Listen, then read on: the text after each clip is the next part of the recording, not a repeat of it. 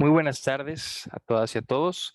De parte de la Sociedad de Alumnos de las Carreras Asociadas Humanistas de la Universidad de Monterrey, les damos una cordial bienvenida a esta novena ponencia del Quinto Colonio de Humanidades titulada Heréndira y Kikunari, que estará a cargo del maestro Juan Mora Catlett.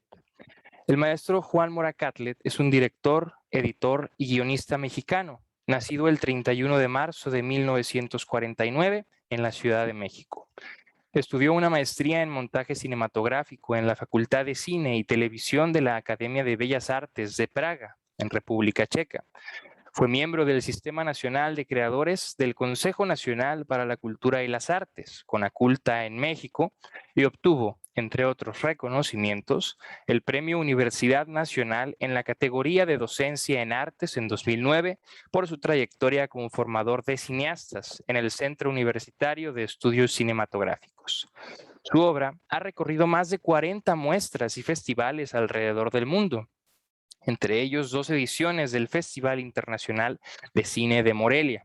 Su ópera prima Retorno a Aztlán y Necuepalitztli in Aztlán, primera película mexicana hablada completamente en una lengua indígena, obtuvo el Gran Premio Especial del jurado en el 7º Festival de Cine Latinoamericano de Trieste, Italia. Participó en el 4º Festival Internacional de Cine de Morelia con su largometraje de ficción Heréndira, la Indomable, nominada al Ariel a Mejores Efectos Especiales en la entrega de los premios Ariel en México y ganadora de los premios a Mejor Película y a Mejor Director del 8º Indio International Hispanic Film Festival en California y de una mención especial en el 10º Encuentro de Cine Sudamericano, Marsella. Obtuvo por estas 2 obras un reconocimiento en 2007 por parte de la Secretaría de Educación Pública, la SEP, en México, en el Día Internacional de la Lengua Madre de la UNESCO, por la difusión de las lenguas indígenas en los medios de comunicación masivos, el náhuatl en Retorno a Aztlán y el purépecha en Heréndira, la Indomable. En el 11º Festival Internacional de Cine de Morelia se presentó su cortometraje documental Manuel Álvarez Bravo, fotógrafo, el cual estuvo nominado al Ariel a Mejor Documental en la 25ª entrega de los premios Ariel. Maestro Juan Mora Catlett, es un verdadero honor y privilegio poder contar con su presencia el día de hoy. Adelante. Muchas gracias por la invitación. La idea es que platique sobre la película Heréndira y Kikunari, que vocablo Heréndira, la que sonríe, y Kikunari, la indomable, o más coloquialmente la que no se deja, que es esta heroína michoacana que vive más en la leyenda que en los registros históricos. Hay que recordar que los registros históricos siempre son comisionados por el poder, y todo aquello que no les gusta, pues simplemente no se incluye. Pero en la memoria oral quedan muchas de estas historias no oficiales que con el tiempo van tomando un carácter de leyenda, ¿sí? Entonces, para entrar un poco en tema, me gustaría mostrarles el tráiler de la película para, pues, tener un poquito de idea de qué se trata. Tradet autem frater fratrem in mortem, et pater filium, et consurgem filii parentes, et morte afficem eos.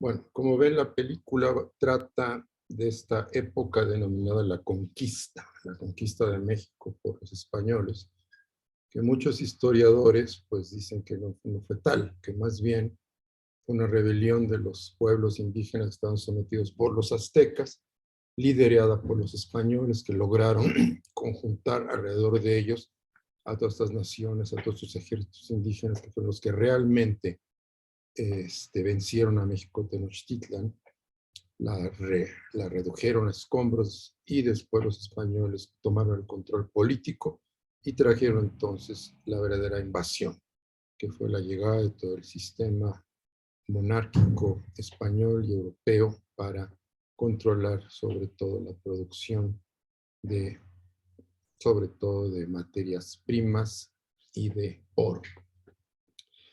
La idea de surgir la película, quería utilizar algunos segmentos del making of de la película que nos puede servir para más o menos ver de una forma un poquito más ilustrada cuál fue el proceso y la idea de hacer esta película. Primero empecemos con unos comentarios. Heréndira, yo siento que es muy cercano a la tierra, muy cercano a nosotros, ¿no?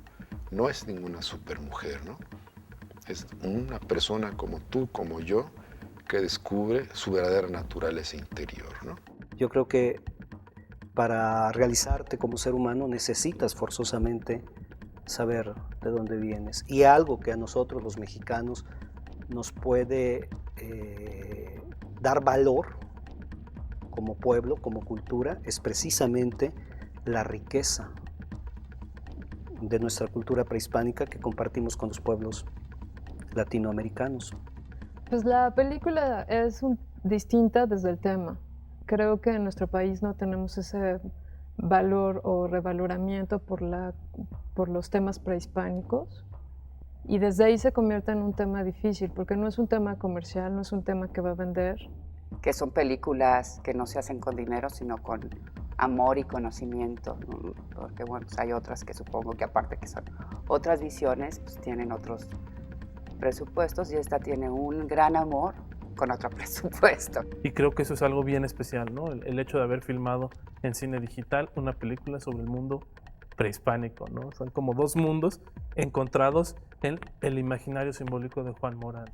Yo no creo que los mexicanos tengamos por qué hacer cine como hacen los norteamericanos, o como hacen los chinos de Hong Kong, o como hacen los rusos, o como hacen los polacos. Yo pienso que el cine es una expresión, a final de cuentas, cultural de una nación.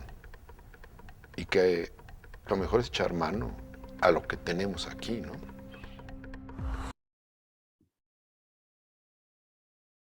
Bueno, la idea de hacer esta película surge de un proyecto que tengo desde que era yo estudiante. Estudié cine en Praga. En una clase un profesor dijo que la dramaturgia europea surge de la crítica del mito europeo, sobre todo del mito griego. Entonces pensé, pues la dramaturgia mexicana tendrá que surgir de la crítica del mito de nuestro país. Entonces, regresando a México, hice una primera película con esta idea, que fue Retorno a Aztlán, que tanto en su contenido como en su forma estaba basada precisamente sobre los mitos prehispánicos, en este caso de los mexicas, de los aztecas. Siendo mi familia originaria de Michoacán por parte de mi padre, siempre me llamó muchísimo la atención la historia de Heréndira. En ese sentido, me llamó mucho la atención descubrir un mural, ¿sí? Vamos a ver este cachito. Surgió cuando estaba haciendo un documental sobre Juan O'Gorman para la UNAM, y me fui a filmar a Pátzcuaro, a la biblioteca Gertrudis Bocanegra, y vi el gran mural de O'Gorman, y lo que más me llamó la atención fue una joven indígena sobre un caballo blanco enfrentando a los conquistadores españoles. Dije, hay cosa más maravillosa. Entonces este personaje me llamó mucho la atención. Me puse a investigar y encontré que la única referencia a este personaje parece surgir de la tradición oral. Un investigador del siglo XIX recopila esta historia, la publica, claro, en un formato muy romántico, ¿no? Una leyenda muy interesante que ha circulado aquí por todo Michoacán y fuera de...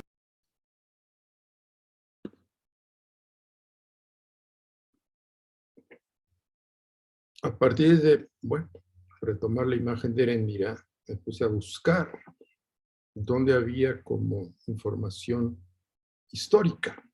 Lo que encontré fueron estos dos libros, ¿no? Por un lado, La relación de Michoacán, escrita poco después de la conquista de México, de hecho, ¿no? Y parece ser comisionada por el primer gobernador michoacano, que fue indígena, que fue el personaje de la película, aparece como Cuimirángari, que los españoles rebautizaron como Don Pedro Panza, que por supuesto pues da la versión oficial de la historia, ¿no? El otro libro que encontré, que, perdón, en esa versión de Michoacán no aparece el personaje de Heréndira en absoluto, pero en este otro texto del licenciado Eduardo Ruiz, Michoacán, Paisajes, Tradiciones y Leyendas, aparece la historia de Heréndira, ¿no? En esa narrativa, la historia para mí se parte en dos. Por un lado está la historia de esta joven rebelde que roba el caballo a los españoles, aprende a montarlo, lo usa contra ellos en la guerra y no es muerta. ¿Sí? De cierta manera sobrevive. Podemos decir que es de la primera situación de mestizaje, porque un indígena utiliza una herramienta europea y logra algo que nadie había logrado antes, ¿no? Me llamó mucho la atención también que fuese una mujer, porque en las culturas prehispánicas, en muchas culturas, el rol de la mujer era subordinado al del hombre. Incluso, si una mujer llegaba a tocar un arma, pues la apedreaban, ¿no? Simplemente. De repente esta jovencita hace lo que ningún gran guerrero se atreve a hacer, ¿sí? Se apodera de un caballo, lo usa. Y es como un personaje muy, vamos a decir, emblemático, ¿no? Hace poco, bueno, me enteré del descubrimiento de un entierro de una mujer guerrera precisamente en Michoacán, lo cual de cierta manera corroboraría la idea de la cual surge la historia de Heréndira. Entonces, empecé a trabajar esta historia, la parte que narra del personaje heroico, ¿sí? Cómo logra hacerse del caballo, cómo va a la guerra contra ellos, cómo nunca es vencida, y no me interesó la segunda parte de la historia, que es más o menos ya después de la conquista, en la cual se supone que Heréndira se enamora de un cura español, entonces va a tomar baños de luna para blanquear su piel y ser agradable. A mí me parece una parte muy derrotista, que no ayudaba precisamente esta idea de una especie de Juana de Arco mexicana, que tenía esta capacidad de transformar su cultura a través de la asimilación de objetos españoles, ¿no? Entonces surge la idea de hacer Heréndira. Al confrontar esta leyenda con los textos históricos del siglo XVI, que es la relación de Michoacán, me di cuenta que todo coincidía como dos piezas de rompecabezas, ¿no? Entonces fue de ahí donde surgió la idea de hacer una película. Me pareció como un tema muy atractivo porque es una mujer, porque es una indígena, y para el hecho de convertirse en una mujer guerrera tendría que haber enfrentado no solamente la cuestión de la invasión de los europeos, sino también las propias condiciones de su cultura, ¿no? En donde el papel de la mujer, el papel del hombre estaban claramente definidos y prácticamente una mujer no se metía en asuntos de hombres, no iba a la guerra. Entonces allí fue muy interesante decir, bueno, si esto fue posible aceptarlo aún a nivel de leyenda, yo creo que pues tenemos una heroína en muchos sentidos, ¿no? No solamente porque defiende a su gente, sino también porque logra en ese momento, en el siglo XVI, una igualdad de género.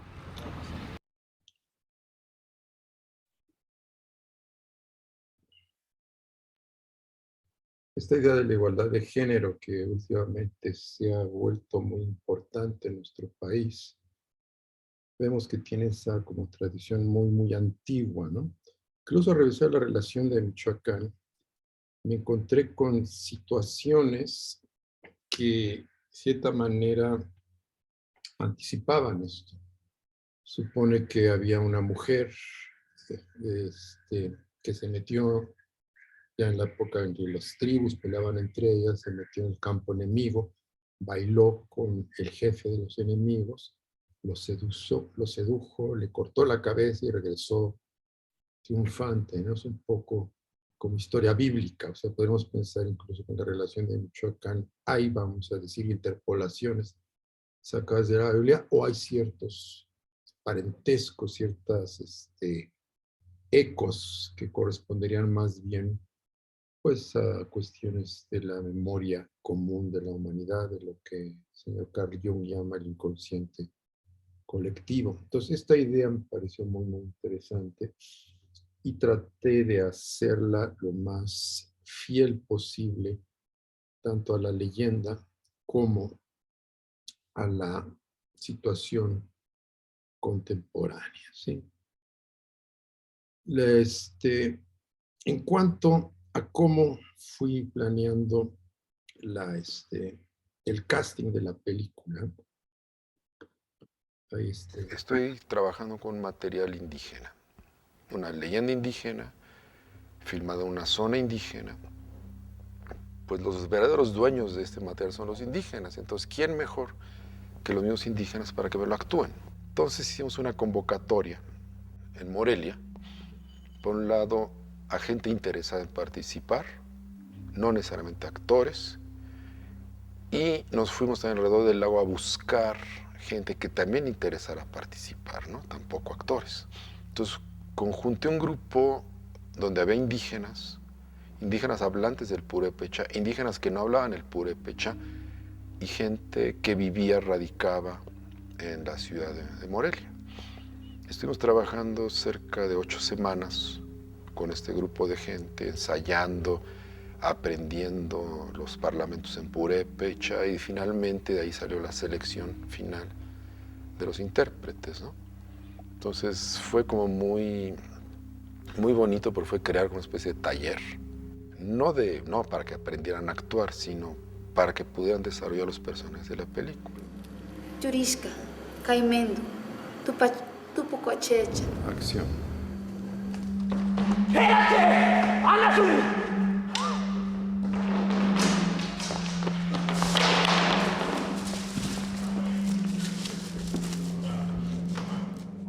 Y fue tanta la compenetración, la seriedad, el profesionalismo de esta gente que, pues, yo creo que devinieron en verdaderos actores, ¿no? E incluso mucho mejor adaptados a este tipo de trabajo que un actor profesional. ¿A qué me refiero con esto? De repente había que correr durante, no sé, un 70, 100 metros descalzos, a campo traviesa, sobre piedras, espinas. Muy difícil que un actor te haga eso, ¿no? Tienes que contratar un doble que en ese momento sustituya al actor, porque el actor no puede correr descalzo, ¿sí? Estos sí lo sabían hacer, lo podían hacer, ¿no? Estaban familiarizados con el ambiente, con el lugar, y por otro lado tenían el gran orgullo de estar haciendo una película sobre sus tradiciones.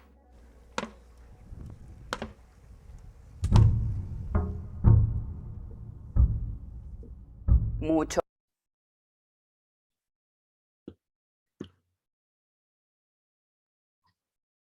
Aquí hay una cosa que me gustaría agregar.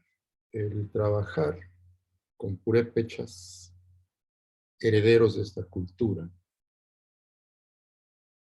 le dio un valor muy profundo a la película. O sea, por un lado, bueno, ensayamos en Morelia, en un teatro que nos prestaron, pero al llegar a las zonas arqueológicas donde filmamos, lo que habían sido las grandes ciudades prehispánicas de los purépechas, Sinsunzan y Huatzio, y la tercera pues ya no existe, que es donde está Pátzcuaro concretamente, ponerles el vestuario, que era un vestuario estilizado, ¿no? Hecho básicamente de petate. pararse en esa ruina, de repente les salía un orgullo, híjole, a mí me dejó impresionado. ¿Sí? Ese orgullo los llevó a soportar unas condiciones de rodaje en exterior muy pesadas para gente que no son actores. Estar ahí a las 3 de la mañana en el frío, nada más con un taparrabos, una mantita, haciendo la escena. Por otro lado, otra cuestión que fue también muy interesante fue el purépecha, el idioma. Sabemos que previamente a la conquista había lo que se llamaban lenguas francas, o sea, lenguas que todo el mundo hablaba. La que hablaban en toda Mesoamérica era el náhuatl, por supuesto, porque era la lengua de los conquistadores aztecas. En Michoacán se hablaba el purépecha. Cuando llega la conquista, estas lenguas son sustituidas por el español. Entonces, las lenguas no desaparecen, sino que se quedan en las comunidades y tienen desarrollos distintos en cada comunidad. Se ve muy claramente en el náhuatl que gente de Guerrero no entiende a gente de Milpalta y así, ¿no? Son versiones muy distintas de la lengua. Y algo similar sucede en Michoacán, aunque son, vamos a decir, poblaciones muy cercanas, cada una tiene su versión del purépecha. Entonces tuve la fortuna de trabajar con la gente del Colegio de Michoacán, Centro de Estudios Purépechas, que convocaron a poetas, realmente poetas de cada una de las comunidades, para que entre todos construyeran un purépecha que todos pudieran entender. Ese fue el purépecha que se utilizó en la película. No es un purépecha contemporáneo, pero hecho para ser comprensible por todos los participantes. Una cosa que fue también muy interesante fue la manera como pensamos caracterizar a los personajes. ¿Cómo muestro a los españoles como seres extraordinarios? Si estoy viendo desde el punto de vista indígena, ellos vieron llegar estos seres raros, ¿no? Dicen guerreros que descienden del cielo en cajas voladoras, algo así como extraterrestres bajando en platillos voladores, ¿no? Bueno, hoy en día vemos un español a caballo con su armadura y es algo muy, muy, muy común, ¿no? O sea, no nos parece nada extraordinario. Pues una manera de encontrar cómo mostrar de manera extraordinaria la descubrí yendo a una comunidad purépecha en Michoacán y vi danzas que representaban a los españoles de la época de la conquista. Como en estas danzas, pues estos personajes vestidos con un vestuario como de chinelos y con máscaras, unas máscaras de madera. Y dije, pues aquí está la visión indígena del español, vamos a utilizarla en la película. Fue una combinación de varios elementos, pero todo basado en el punto de vista de los indígenas purépechas sobre cómo ven este mundo, ¿no? Y el mundo extraño es el mundo que viene de Europa, ¿no? Entonces, por eso en la película hay este juego, por ejemplo, con la máscara, ¿no? Al principio los indígenas ven a los españoles como seres enmascarados, seres sobrenaturales. Y a medida que se van relacionando con ellos a través de la guerra o a través de verlos, se van dando cuenta que son seres humanos iguales que nosotros, ¿no? Entonces las máscaras en un momento desaparecen.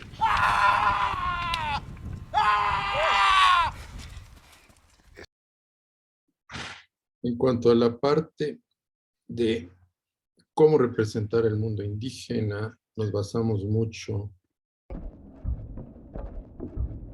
en el maquillaje. De alguna manera el trabajo de maquillaje fue similar a lo que hicimos en Retorno a Aztlán. Es decir, un maquillaje que se resolviera con tierras, que diera esta textura del impacto del polvo, el uso del color lo más cercano posible a lo que probablemente fue el uso en el medio prehispánico, pues el uso de color adecuado según el proyecto. En Retorno a Aztlán, bueno, estábamos en la meseta, era el mundo náhuatl. Aquí se trataba del mundo purépecha. Por ejemplo, el negro era producto del proceso de ahumarse los cuerpos. Entonces aquí lo resolvimos con otro material para dar esa sensación, y esto era para prepararse para la guerra. También aparecen personajes con distintos colores en los códices, ¿no? Rosas azules, amarillos, rojos.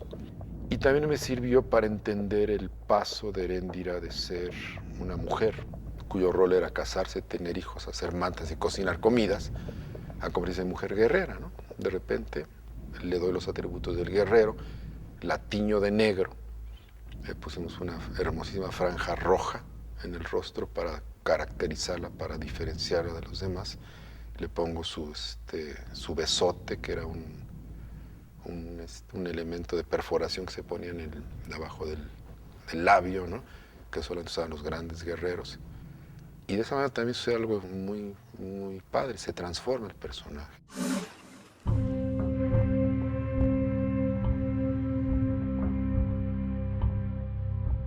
Vemos aquí que utiliza una figura de Colima para poder reconstruir el maquillaje.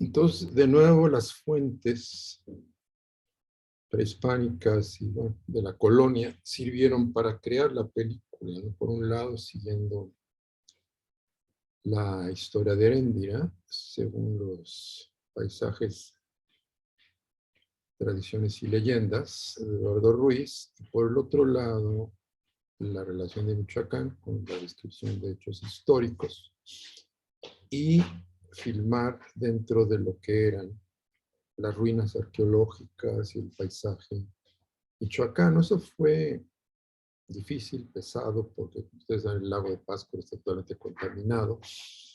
Entonces tuvimos que buscar alternativas que permitieran crear esa imagen del mundo prehispánico de una manera verosímil. Ahora también se están dando cuenta que todo el diseño es estilizado, ¿sí? No estamos haciendo una película como el cine occidental, naturalismo, ¿no? Porque, pues yo pienso que se pierde toda esta sensación mítica, se pierde toda esta sensación de algo profundamente enraizado en lo que serían nuestros antepasados, ¿sí? Un trabajo muy importante fue el trabajo de Tony Kuhn, el cinefotógrafo, que fue creando la imagen, porque todo esto está filmado en exteriores. Filmar en exteriores no es nada fácil. ¿Por qué? Porque el sol se está moviendo todo el tiempo. Entonces uno hace una toma, cambia de emplazamiento, ya se movió el sol, las sombras caen por otro lado, pasa una nube, cambia la textura. Entonces la idea fue filmar con varias cámaras. Utilizamos básicamente 3 cámaras.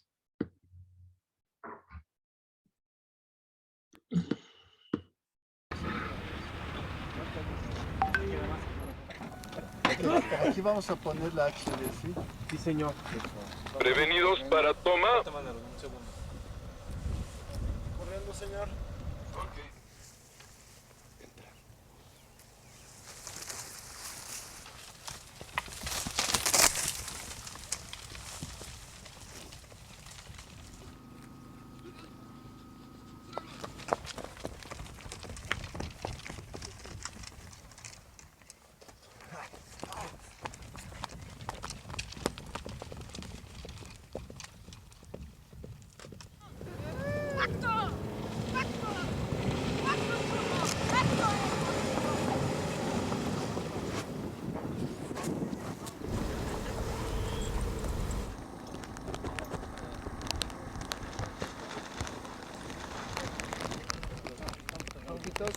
Pero la lluvia, ¿no?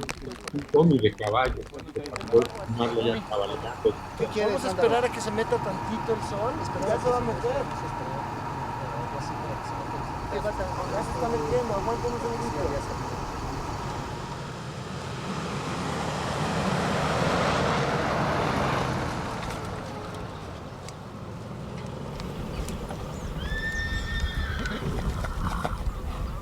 Ya como lo que empieza a gustar, estabas divirtiéndote, está padre esto. Más erguida. ¡Corte! ¡Acción! ¡Acción!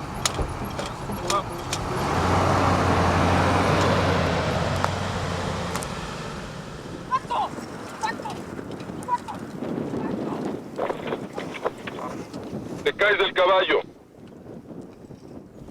Te caes. Te caes.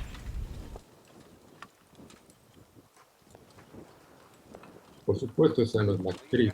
¡Corte! ¡Corte! ¡Corte! Muy bien, Luis. Muy bien, Luis. ¡Bravo!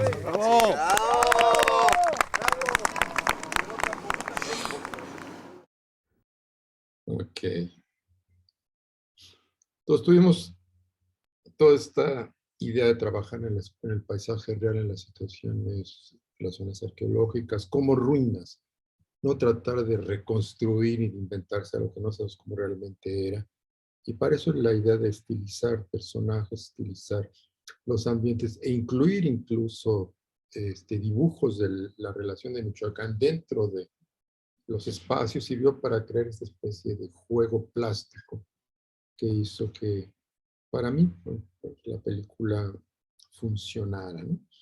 Otra cuestión importante fue la integración de animación en la película. Así como quería yo integrar precisamente los elementos gráficos. Una forma contemporánea de hacerlo es precisamente con el uso de animación. Una de las cosas que también el digital me daba era la posibilidad de integrar todo tipo de imágenes generadas digitalmente a la película, ¿no? O sea, trabajar con elementos, como decía, de animación, elementos de gráfica, procesar la imagen de manera como se procesa la gráfica digital y tener al final de cuentas un resultado visualmente mucho más rico, ¿no? Entonces quería hacer una entrada donde se vieran los murales, donde se vieran todos los murales, pues así que quizá no en su esplendor, pero que el mismo video, que la misma escena fuera un mural en sí, ¿no? O sea, que no perdiera esa concepción o ese estilo plástico, ¿no? Del todo. O sea, no quería el fotorrealismo total, ¿no? Así no quería la iluminación global, ¿no? Sino quería que se siguiera viendo como una pintura, ¿no? Que se siguiera viendo como un artificio. Yo es la primera vez que trabajé en escalas grandes, ¿no? En HD, y sí fue titánico, ¿no? No sé cuántos meses se tardó nada más para una pista de 1000 cuadros, ¿no? 2 meses, una cosa así. Cuando empezamos a renderear en HD, pues entonces ya los errores se magnifican y las texturas ya no sirven, entonces tuvimos que trabajar con texturas gigantes, ¿no? De 3000, 4000 píxeles. Y descubrí que el digital era sumamente complicado, difícil, pero que si uno observaba todos estos parámetros podía obtener una imagen muy, muy decorosa, ¿no?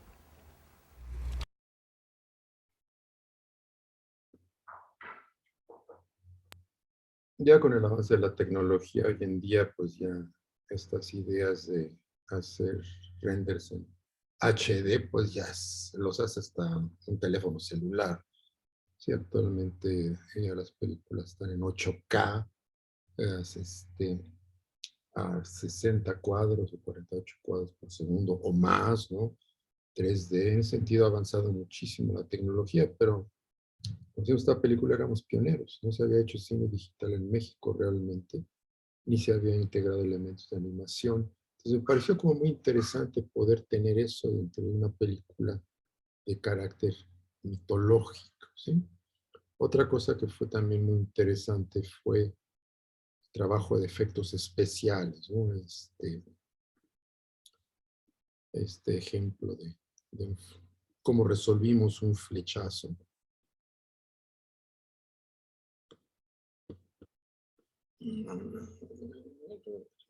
Aquí.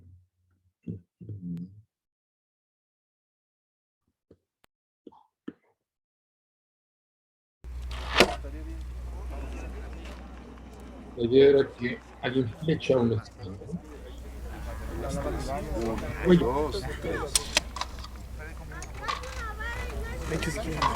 Podemos posicionar el actor para que esté sonando. Así ves menos el hilo que si lo tienes así. Ahí está ya.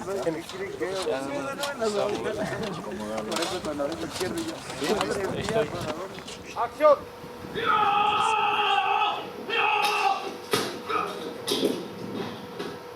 Puede gritar Santiago, es el grito de guerra de los conquistadores. Santiago. ¡Santiago! ¡Mole! Ahorita nomás márcalos. Ahí sigues, ¿eh? Exacto. Y continúas. Ok, este es grito después de Santiago.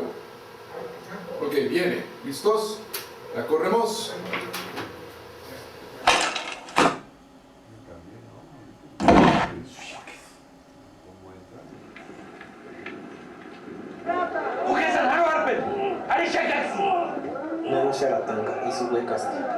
¡Don Pedro! ¡Ayudadnos! ¡Indios malditos! ¡Arderéis todos en el infierno!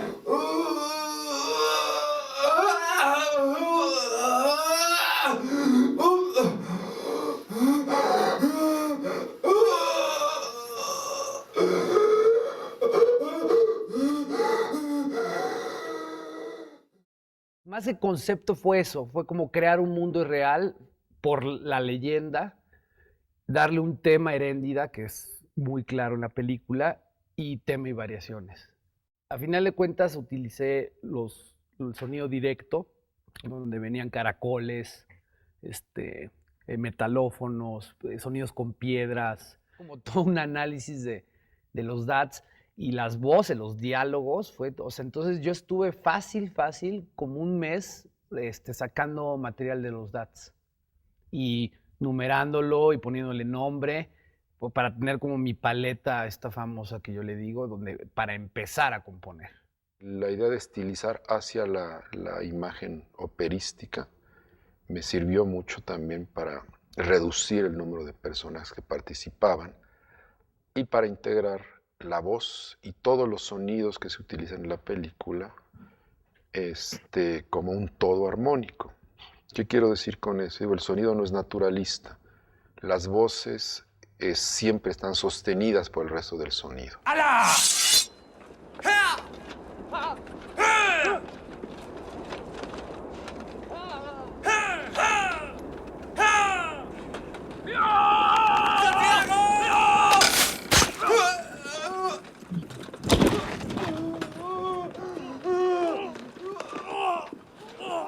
Y al final de cuentas lo que hicimos fue una ópera.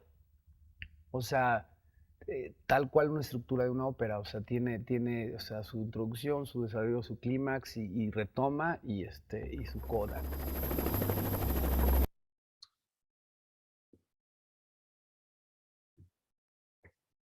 Casi siempre se considera el cine desde el punto de vista de la imagen, pero el cine es audiovisual.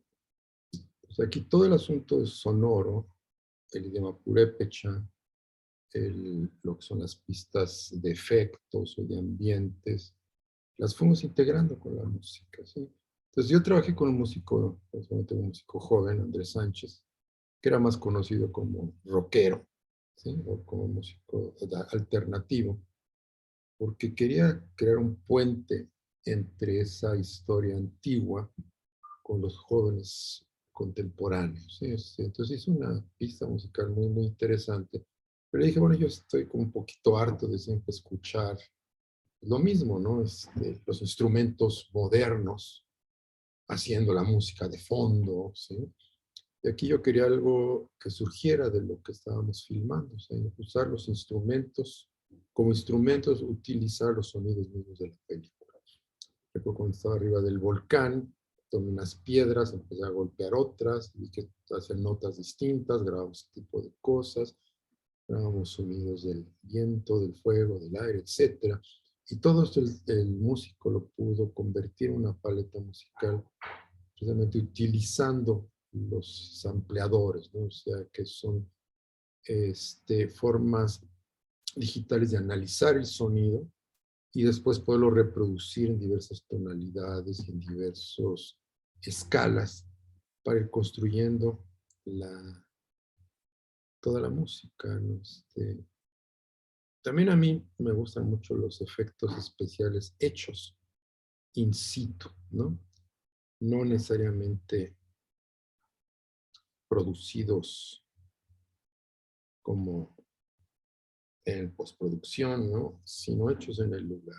Entonces ahí conté pues con la colaboración, sobre todo del maquillista, curioso, efectos especiales hechos con un maquillista, porque me podía construir una serie de elementos que se utilizaban para esto, ¿no? Okay. También la parte complicada era la colocación de las orejeras. Esta parte para los adornos y los besotes que llevan era la parte que nos llevaba un poco más de tiempo. Y bueno, ahí la experiencia, el inventarte recursos técnicos ante las limitaciones de tiempo y de presupuesto que tenemos. Pues el mexicano, para eso nos pintamos solos. La primera cabeza cortada de la película. Aquí va a haber varias cabezas cortadas.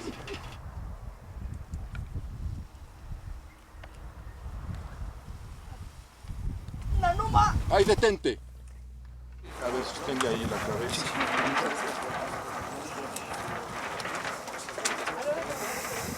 No es por nada. Te viste suave. El pelo tiene que estar tenso, no debe de caer sobre los hombros. Aurora, echa hasta atrás la cabeza, hasta las pompas del chavo. Pon la cabeza, por favor. Y ahora empieza a recorrerla sobre su espalda. Ahí está. Ahorita voy a pasar a llevar una cabecita para la casa. Espero que te la programes. Cámara lenta, el golpe, quiero verlo. Sale volando la cabeza.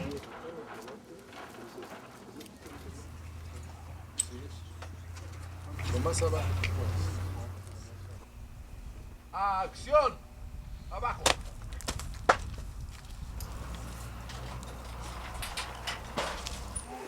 Ya te dije, güey, cuida tu cabeza. Van por ti. Si te hacen enojar muy fácilmente. Muertos, no se mueven. Prevenidos. Fuera humo. Acción.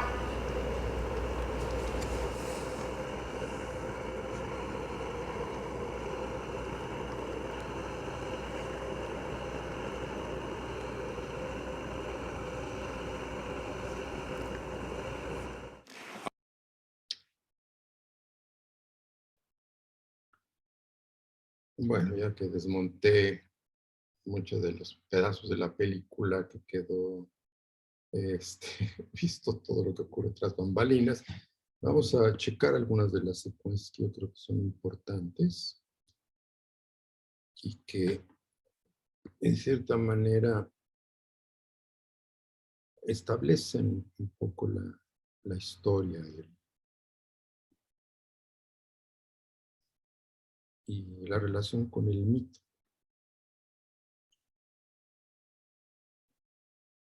Algunos de los elementos sacados de la relación de Michoacán son reproducidos para mostrar lo que es este pensamiento prehispánico. Entonces se habla precisamente de un personaje, una especie de diosa que entraba a los pueblos porque tenía hambre de sangre.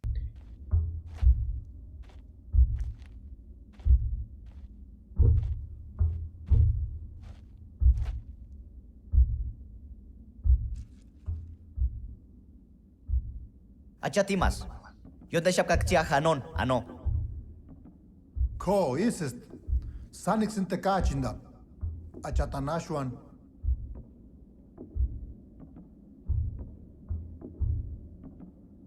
Tatech. Karimashaka.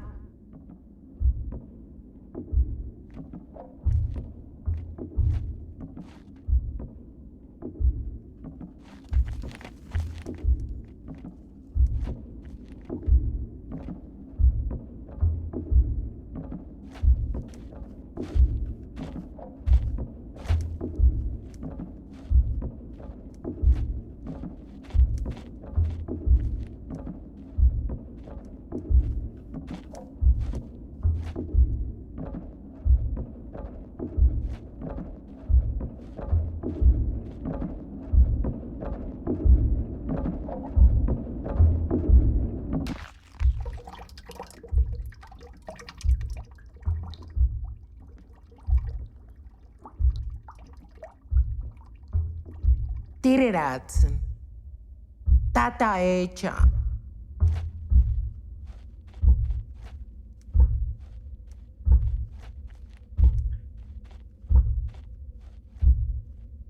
Keracha, Ariwandashin Ariwari, Eska Wakushura Pitma, Engawandamka, Eske Hindeska Huchar, Kurikaweri, Huraske Sheni, Kawandapani.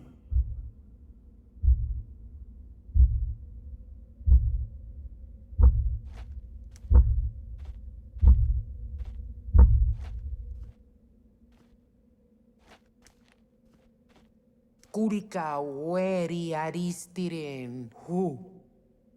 Ka Maparakuren Yawan. Huata hecha. Karamatas tiren. Karajpaskan. Himax. Harapstin. Yamen. Tukupa chaicha.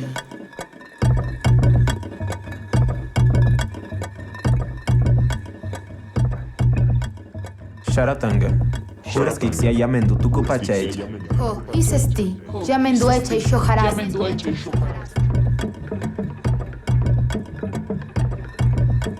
Nana cuera periguanda pastire. Karinden. Michi guacanana putu kupachecha. Hingon kujaje no se snita manguere. Materu harati tu kupachecha cuera nasti. Kajunat menderu echen de lucacas pani. Nintan hechenembu. No terucusca tiakiringua. Yamen durcarun durije. Kakaka coajeya por isura pajata cuechan. No termenitaran yati. Kaya por pinandintati.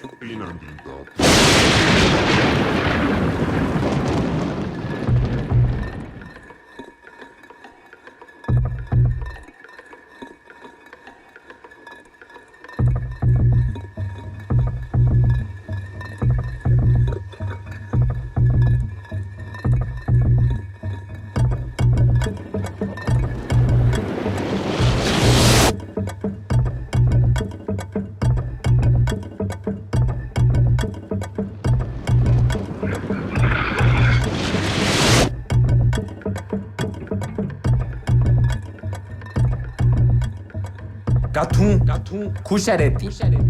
Nisana chatana shangwanda pani. Karin. No teru tuche weti tiatsipeku. Materu kuiripu waro kukwati.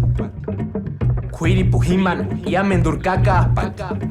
Kachamandurintani.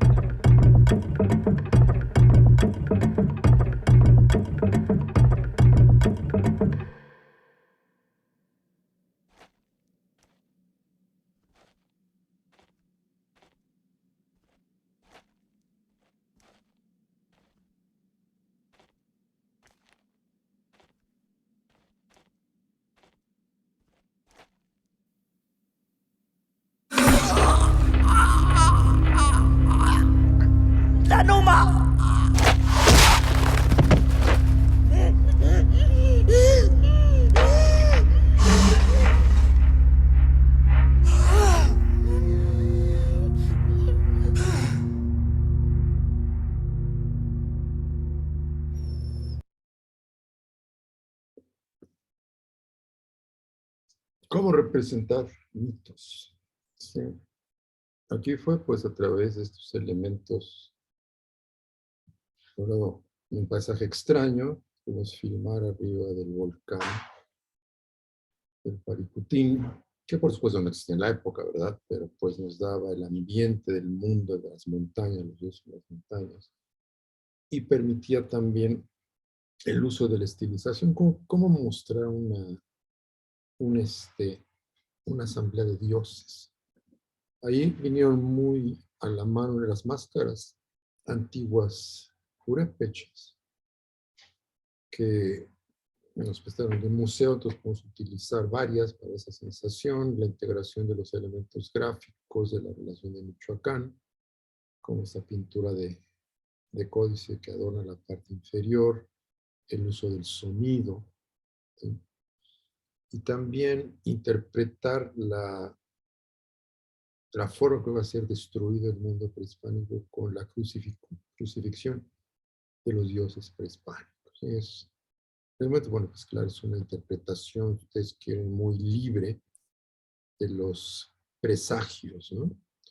Otra que fue interesante de los presagios fue cómo imaginaban o pensaron el día del caballo.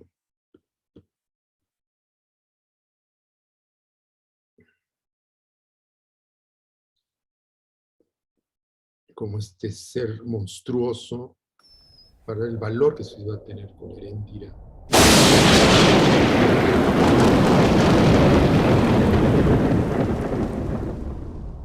Tucupache chahtzanzanari tasti. Esca curipurasreng. Tsumengax nakin hasteken juechanjueng. Esca snakue charinjaram. Kaikicha cuenhapan tanjima. Ngaxucha erantzkuram guandatze cuaren. Tucupachecha, aguandar anapu, urapingaricha. Atapiteracuechan, kaashni, engaxi, icharaka eska hanikwa, yawan hatin, atakupe shindi, katsepundatsa shindi, imechani, engaxi kurahka. De ahí, por supuesto, era importante ver la llegada de los españoles.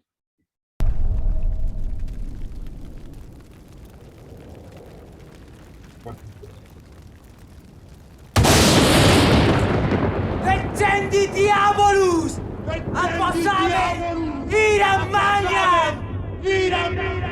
Aris Hindeski, aguandaronapo tucupachecha, Winihanari, Pinas Cananuma.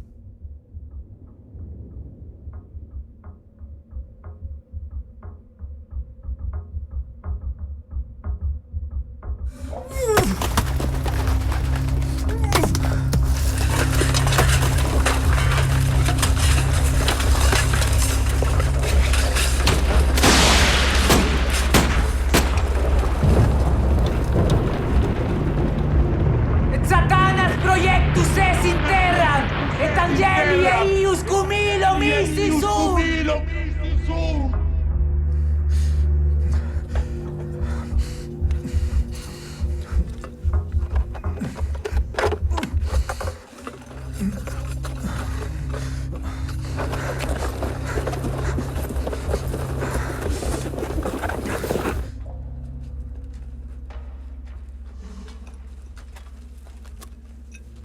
Sesjan ojetate hecha.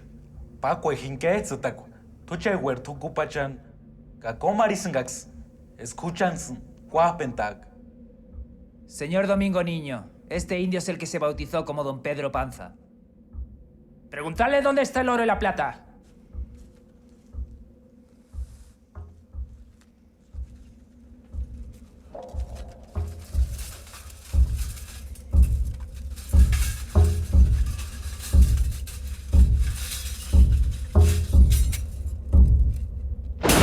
¿Por qué dais tan poco? Además que tenéis mucho oro. ¿Dónde está vuestro señor? Huchar Kerirech. Tanashon. Warisk. Japondar Warime Cuaresca. Es interesante toda esta necesidad de oro que tienen los españoles, ¿no? Hay un episodio muy jocoso.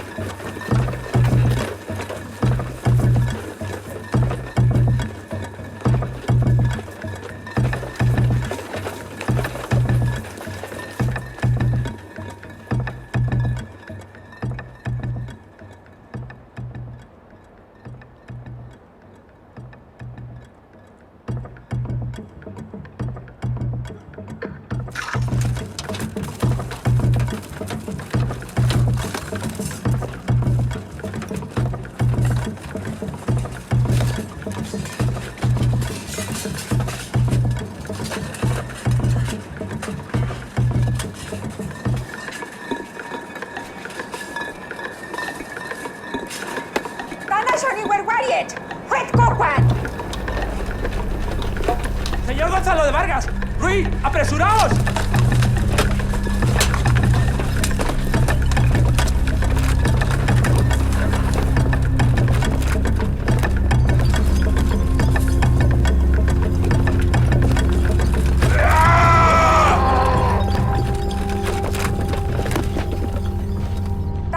Echa, utnotatsan, irecha hueltiri pitsupamena shati. Wari chura kwehin tuku pachecha sambeare we. Sme weristiripi. Chati no tsikwe chatiski. No skuratisani. Nandiga tukupachahen baecha. Tiripiteraka kimokshangwekat. Atideruris por escutejo comparata.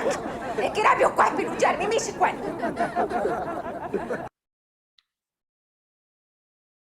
Entonces aquí lo interesante son las mujeres las que están a la defensa del oro. Y eso está en la relación de Michoacán.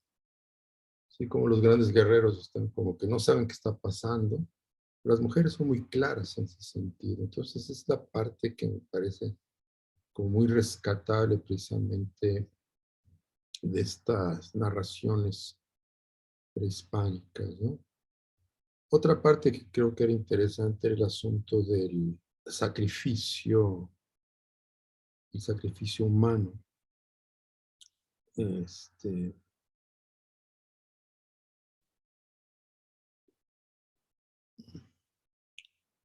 Que siempre es visto como algo muy negativo de las culturas prehispánicas.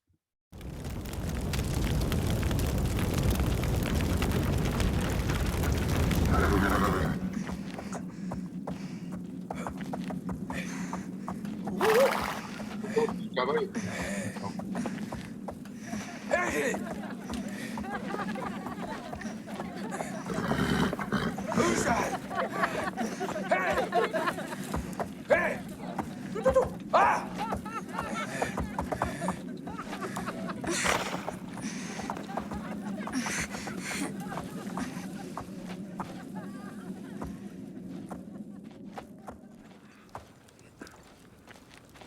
Injahe! Acha echa. Chachesti. Acha kurika weri. Kasharatanga weri. Iki kware acá. Vaya!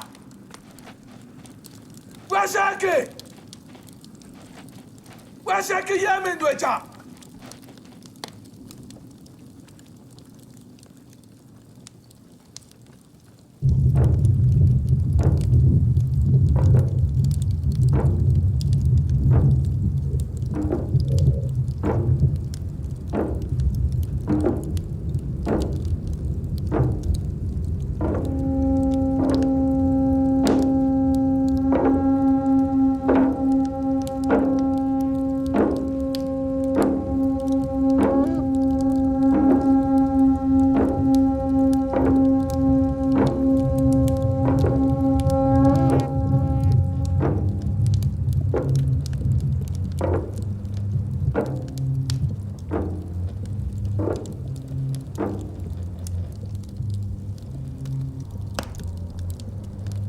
Aguanta la napo tu cupa chaecha. Kwe kespan. Isukchin. Kwacha sakatirekwa. Ingax. Puresku pero kwaru. Piku 40 ka. Bihe. Achakurikawari. Bihe. Nana saratanga. Kwe kespan. Kesitakwa. Birani.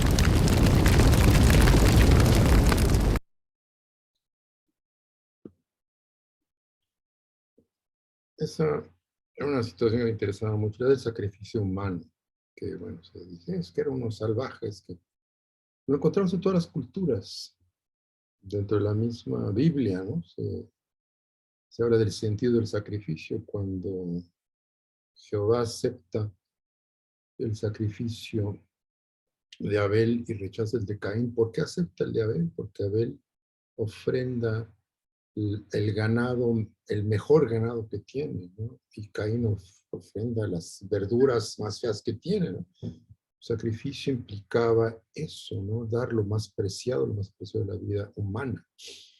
Entonces, lo podemos entender, el fundamento de este sacrificio humano. Incluso, vamos a decir, el canibalismo ritual, ¿no? Que se sigue dando incluso dentro de la misma Iglesia Católica. En la misa se come la carne de Cristo y se bebe la sangre de Cristo como manera de obtener la salvación y la vida eterna, ¿sí? Entonces, ya sea de manera ritual, ya sea de manera simbólica, ya sea en forma directa, ¿no? Como en este caso, es una parte de la cultura humana que no podemos soslayar, ¿no? Ni romantizar. Otra cuestión que era interesante para demostrar en la película, importante, era que la guerra la hacen los indígenas, ¿sí? Que los purépechas se dividen en dos bandos, los que se quieren aliar con los españoles, los que quieren resistir a los españoles. Y el resultado, pues, es una guerra de carácter fratricida, ¿sí? Entonces, son indígenas contra indígenas asusados por los españoles, ¿no? Cacha, Retarana Kuripwech, ese gene escucha herire chantanachon.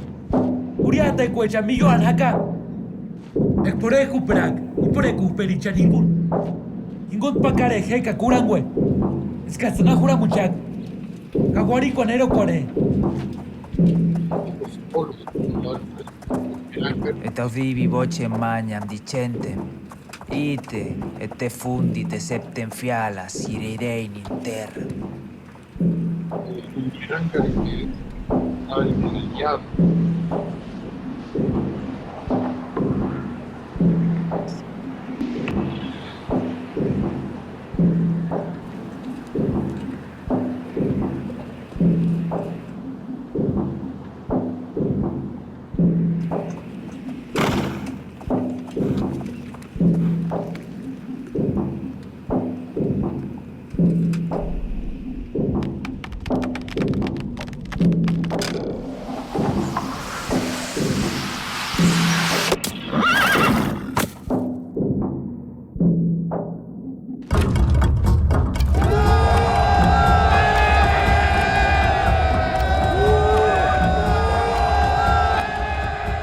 Pidiunum angelum estantem in sole, et clamavit voce magna dicens omnibus avibus quae volaban, venit et manducetis carnes reium, et carnes tribunorum, et carnes fortium, et carnes equorum. Et sedentium in ipsis, et carnes omnium liberorum, et servorum, et pusilorum, et magnorum.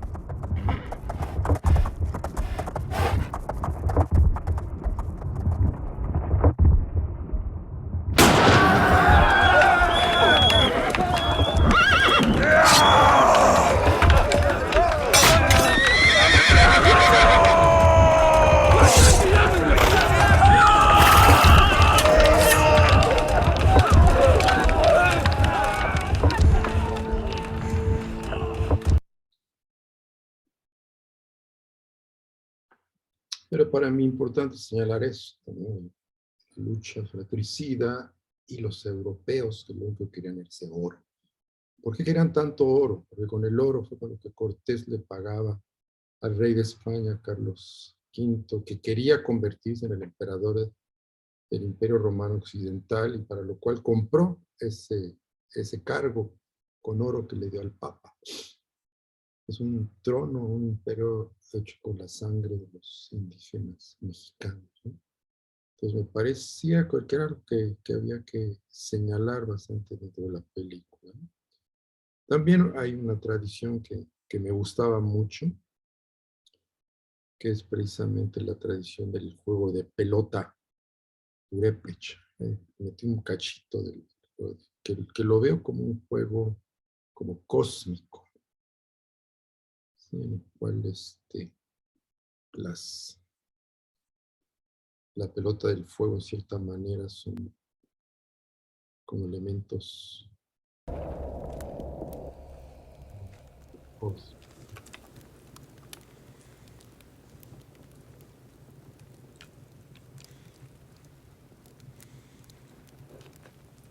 Esta escena se preparan para la guerra. Lo celebran ritualmente.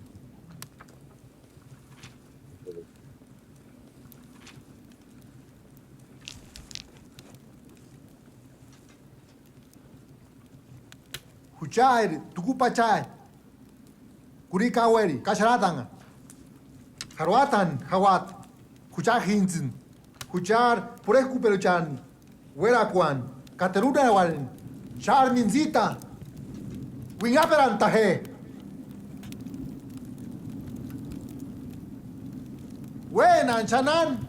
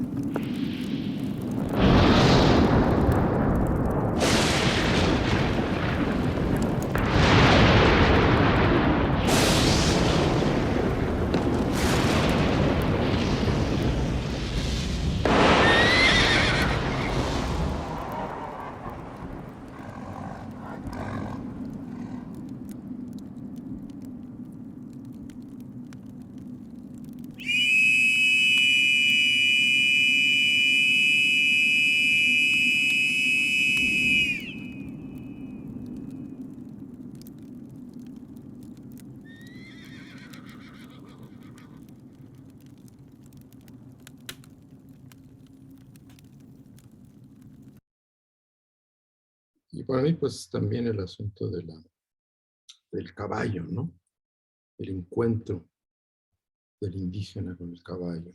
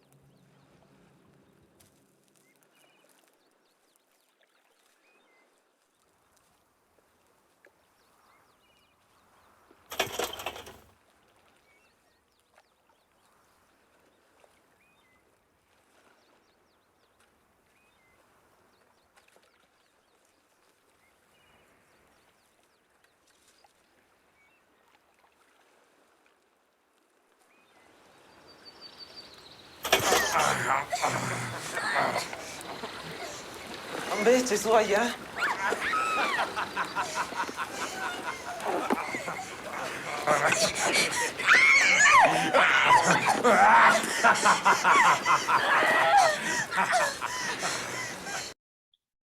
Y por supuesto, el momento en que Erendira monta.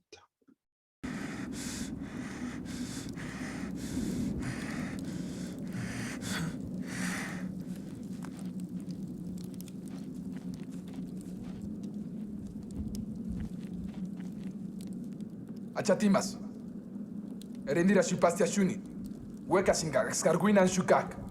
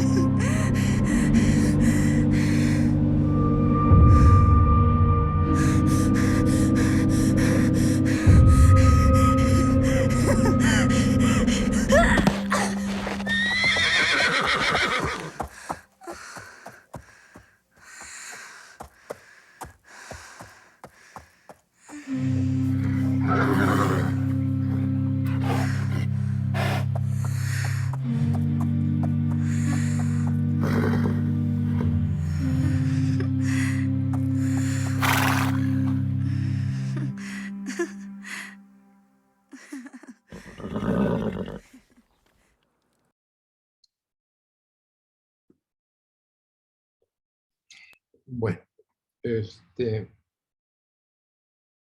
hasta aquí. Vamos a ver si hay alguna pregunta o un comentario de los participantes. Muchas gracias, maestro. Efectivamente, en este momento dejamos un espacio para preguntas, comentarios, inquietudes, tanto a las personas aquí presentes en el Zoom como a aquellos que están en la transmisión en vivo de Facebook. Mientras la gente va aquí comentando sus preguntas, maestro, le comparto, allá en la transmisión en Facebook ha habido mucho movimiento en cuestión a los comentarios, en cuestión al chat, entre otras muchas cosas. La gente lo felicita, le manda saludos. También hablan sobre la relevancia de visibilizar los dialectos indígenas en contenidos de comunicación masivos, como puede ser el cine, como en la actualidad es el tema de las redes sociales. Se habla también sobre la importancia de conocer nuestras raíces para respetarlas y valorarlas, además de que hay una enorme riqueza que vale la pena compartir.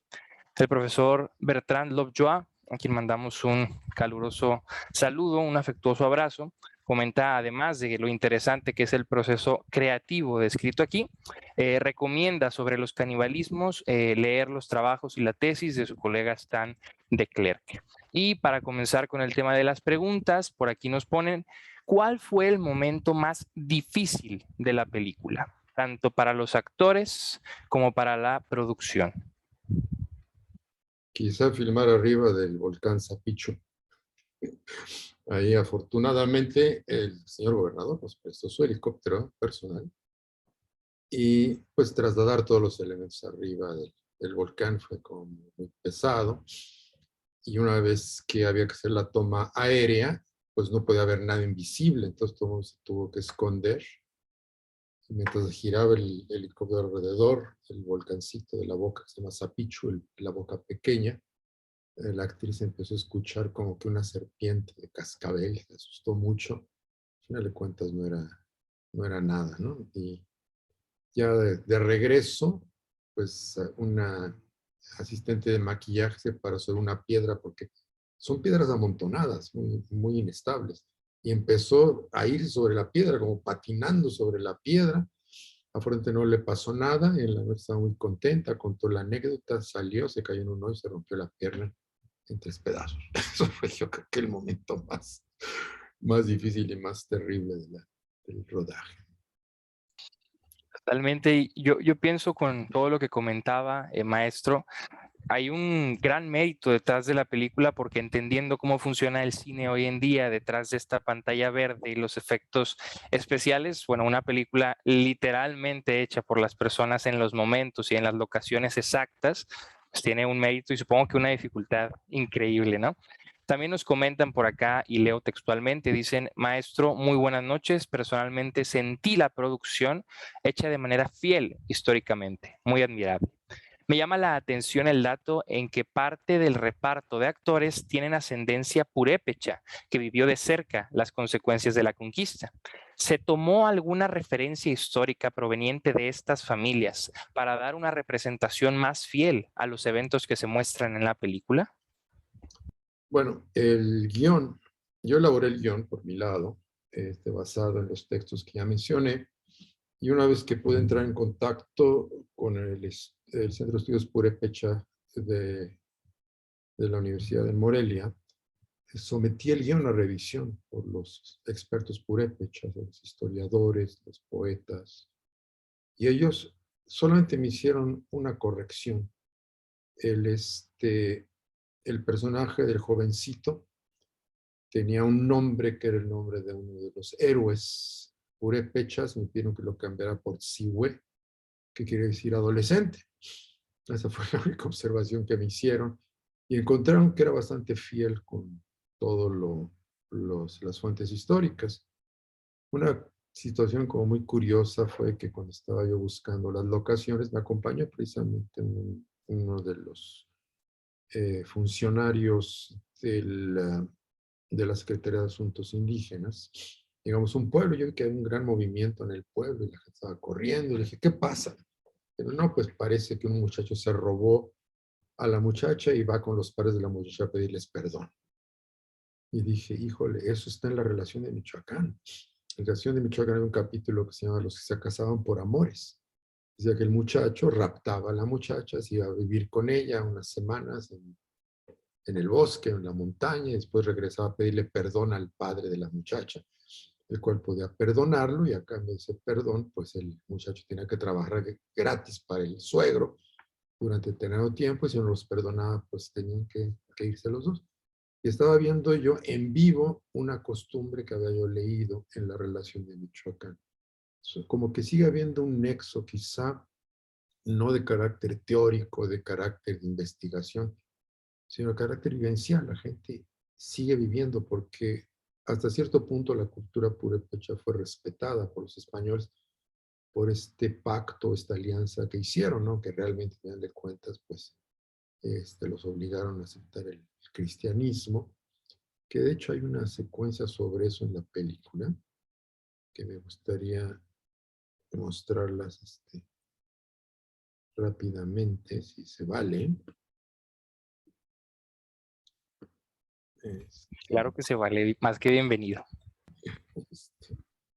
Que es de las secuencias finales, la cual se plantea lo que fue el Parayos de Invalde.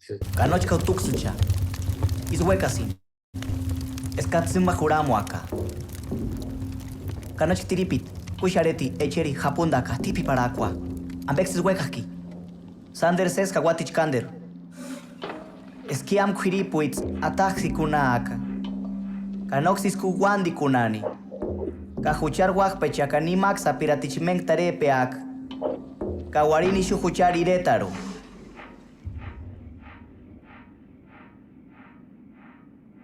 Karesun wandajka. Eskak llamen Quiripu. Hakajkuak. Utuxi chawer tukupachan. Kanochkandi. Majkueniskia. Aleluya, aleluya, ego vos elegi de mundo, utiatis et fructus aferatis.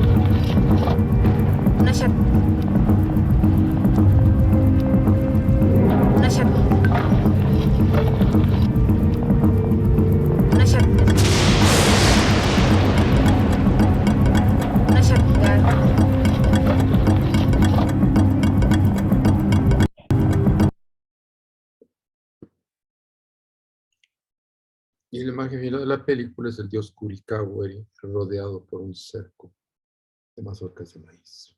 ¿Sí? Es una manera simbólica de representar que esa religión, esa cultura no fue destruida. Está ahí viva, un poquito debajo de la tierra, ustedes quieren. Porque es una cultura basada sobre todo en el cultivo de la tierra, el cultivo del maíz. Y eso lo seguimos haciendo los mexicanos. ¿Sí? ¿Cómo vamos a abandonar a la madre tierra? ¿Cómo vamos a abandonar a los frutos de la tierra?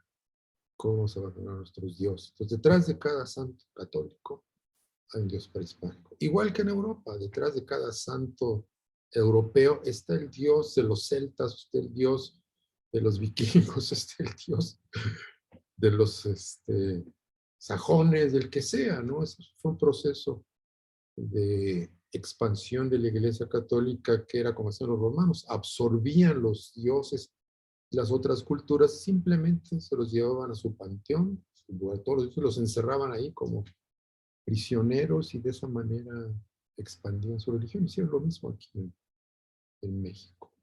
No sé si hay algún otro comentario o pregunta. Claro que sí, maestro. De hecho, hay unos cuantos más. Entonces, agradecemos a todas las personas que están aquí compartiendo. Preguntan, ¿cómo ha sido su experiencia trabajando metrajes que representen el pasado prehispánico de México, tomando en cuenta Inecuepalitzli, Inaztlan y Heréndira Iquikunari?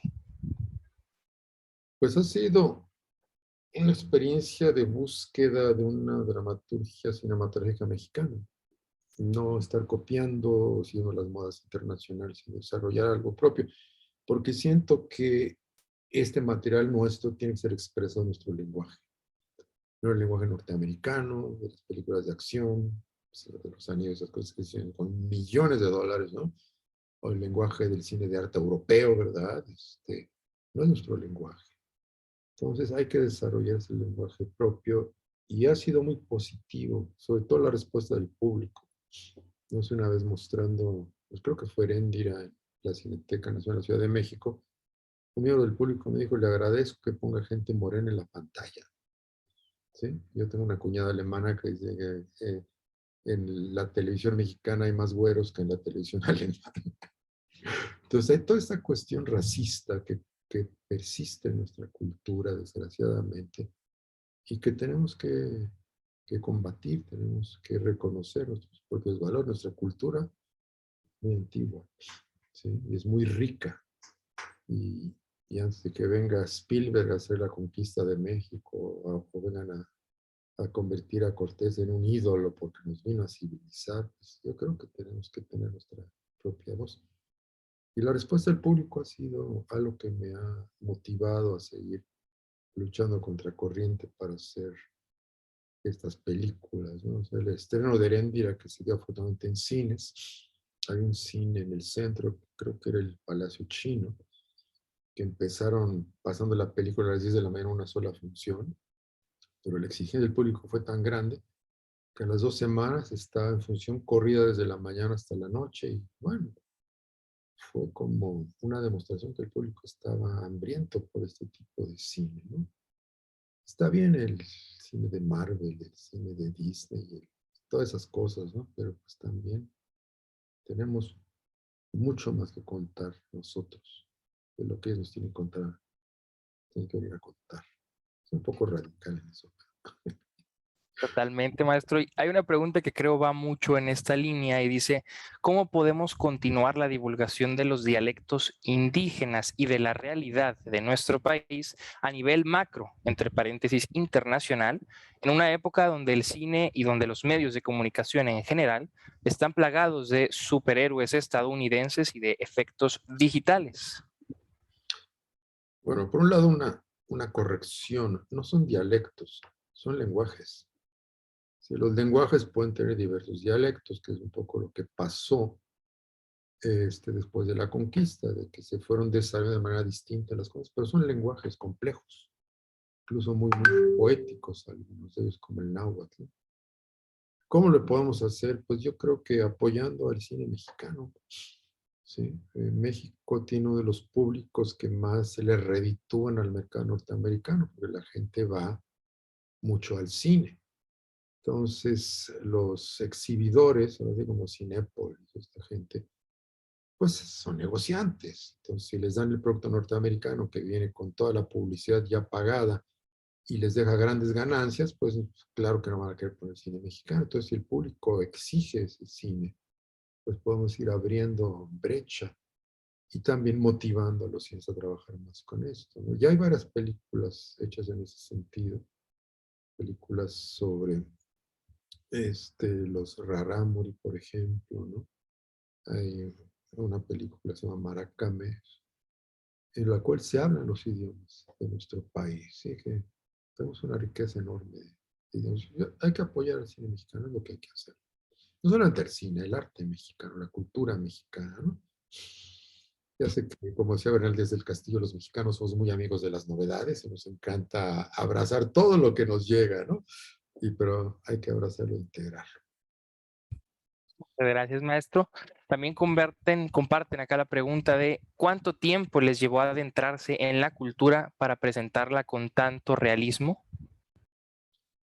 No, han sido proyectos muy largos. El retorno está medio cerca de 10 años, hacer toda la investigación, hacer toda la preparación, después conseguir el financiamiento, ¿no? Que la verdad es que lo planteé ante un funcionario de la cultura mexicana, dijo, aztecas, ¿para qué aztecas? Mejor hacer lo que sucede en México, París o Londres, ¿no?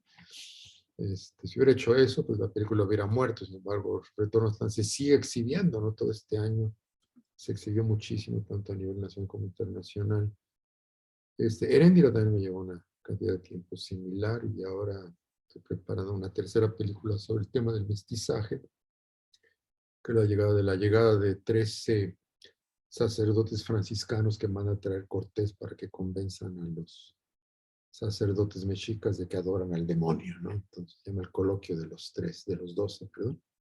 Y estoy para tratar de armar esta película y va a ser la lucha de siempre, conseguir el financiamiento, tratar de conseguir la distribución, exhibición, pero pues es un trabajo que pienso vale la pena. Muchas gracias, maestro. Y al menos por ahora, la última pregunta sería también de parte del maestro Bertrand. Comenta acerca del idioma purépecha. ¿Se trata del idioma actual o de una recreación del hablado en el siglo XVI? Es el actual, como comentaba en un momento, se juntaron lingüistas de varias comunidades para hacer un purépecha comprensible para todos, ¿no? Retorno utilicé una reconstrucción del lenguaje que se habla en el siglo XVI, a partir sobre todo los textos de Sahagún. porque pues hay muchos náhuatls. Entonces, ¿en qué náhuatl lo iba a hacer? ¿En el náhuatl de Guerrero, en el náhuatl de Milpalta? ¿En cuál? ¿No? Entonces, mi solución fue ahí utilizar una lengua que es la madre de todas estas lenguas. En este caso, como está yo colaborando con una cultura viva, con los purépechas, traté de hacerlo lo más accesible posible para ellos. Entonces estábamos trabajando mucho con los lingüistas, como dije, estamos trabajando mucho con la gente, y incluso cuando terminé la película les regalé un montón de DVDs para que se mostraran con las comunidades, y pasaban a veces comentarios, ¿no? Como necesitamos más heríndiras, ¿no? Necesitamos leer la relación de Michoacán, tenemos que trabajar más sobre nuestra historia. Por una cosa triste que se empezó a suceder mucho a partir del vasconcelismo, ¿no? Que decía indigenismos de retraso, decía Vasconcelos, ¿no? Se trató de erradicar las lenguas indígenas. Incluso a los niños que eran las lenguas indígenas se les castigaba en las escuelas, ponían a cargar 2 ladrillos en la esquina un rato, ¿no? Y hubo generaciones donde me pasó a ver en Milpalta, ¿no? Los ancianos le enseñaban el náhuatl a los nietos, porque los hijos no lo saben hablar. ¿Sí? Entonces, aun a pesar de esta lucha que se ha hecho contra nuestra cultura, la gente la mantiene. Yo creo que es algo muy importante. Por eso está hecha en purépecha contemporáneo, ¿no? Muchas gracias, maestro. Ha sido, y creo que hablo por todas las personas presentes, un verdadero honor poder escuchar esta cátedra, tanto de historia, como de cine, como de lenguaje, como de producción cinematográfica, producción musical, entre otras muchas cosas. Así que muchísimas gracias. En este momento le voy a ceder la palabra a la directora de las carreras humanistas de aquí de la Universidad de Monterrey, la maestra Jessica Hinojosa. Gracias, Jorge. Nada más que espérame tantito que no me está dejando poner mi cámara. No sé si tengo permiso o no, si me pueden checar eso, porque no me deja. Gracias. Perdón, ya saben las cuestiones técnicas que no faltan. Maestro Juan Mora, muchísimas gracias por aceptar la invitación de nuestros estudiantes. Soy Jessica Hinojosa, como me presentó Jorge, y soy la directora de las carreras humanistas de la Universidad de Monterrey. Estamos conformados por 5 carreras en este momento. De verdad estamos muy agradecidos por su entusiasta y valiosa participación en este coloquio que con tanto entusiasmo y esfuerzo han realizado nuestros estudiantes. Es un honor para nosotros contar con su presencia. Ha estado muy interesante, pues todo lo que nos ha presentado, la película y demás. Tenemos gente inclusive viendo los asistentes de otras áreas, no nada más de humanidades de la UDEM, sino de cine, precisamente por la valiosa aportación de conocimientos que nos ha dado. Ha sido un gusto de verdad tenerlo y esperemos contar con usted en otros eventos. Para nosotros será un gran placer el seguir aprovechando todos sus conocimientos, ¿verdad? Y sabiduría que nos puede impartir y pues seguir nosotros siendo una comunidad de aprendizaje a través de este coloquio. De verdad, les agradezco mucho su presencia y realmente este coloquio está organizado por los alumnos que lo contactaron. Todo esto es organización de ellos e idea de ellos. Y también como directora, pues me siento muy orgullosa de ellos y que lo hayan contactado y que usted haya podido tener la disponibilidad de acudir a nuestro coloquio, ¿verdad? Aunque sea virtual, esperemos en un momento pueda hacerse presencial y tenerlo por allá por la Universidad de Monterrey. Ojalá y muchas gracias por la invitación. Realmente estoy muy a gusto y muy contento de que hayan tenido interés en mi trabajo y espero que vean la película. Creo que ahí en el chat les pusieron. Sí, ya nos pusieron el link de dónde está la película y bueno, para verla porque sí llama mucho la atención el verla completita, ¿verdad? Pues sí. Maestro, en verdad muchas gracias por su participación, su asistencia el día de hoy. Y más adelante, bueno, pues le haremos llegar su constancia de participación y un detalle de agradecimiento por acompañarnos hoy. Muchas gracias. Al contrario, muchas gracias. Jorge, si gustas hacer la despedida final. Claro, muchas gracias, maestra Jessica, muchas gracias, maestro Juan Mora Catlett. le reitero nuestro agradecimiento, nuestra admiración y lo quiero invitar también a que ahorita que cerremos la transmisión nos acompañe unos minutos más para unos detalles técnicos y a todas las personas que están aquí en el Zoom atendiendo, como nos decía la maestra y como nos decía el maestro, aquí ya se puso en el chat la liga para comprar y rentar la película y además se les anima a llenar el formulario de satisfacción sobre las conferencias del coloquio y por eso mismo también las animo a estar atentas y atentos a nuestras redes sociales que en un momento más vamos a colocar aquí en el chat para poder pues continuar en estas conferencias. Nos quedan todavía 2 días de coloquio, así que si les gustó esta conferencia, sepan que todavía hay más material por delante. Así que, maestro Juan Mora, muchísimas gracias por su participación, por todo lo que nos ha compartido y a todas y a todos los que nos estuvieron viendo, tanto en Facebook como aquí en Zoom, muchísimas gracias. Nos seguiremos viendo. Hasta la próxima. Muchas gracias, que pasen buena tarde. Bye bye. Buenas noches. Bye bye.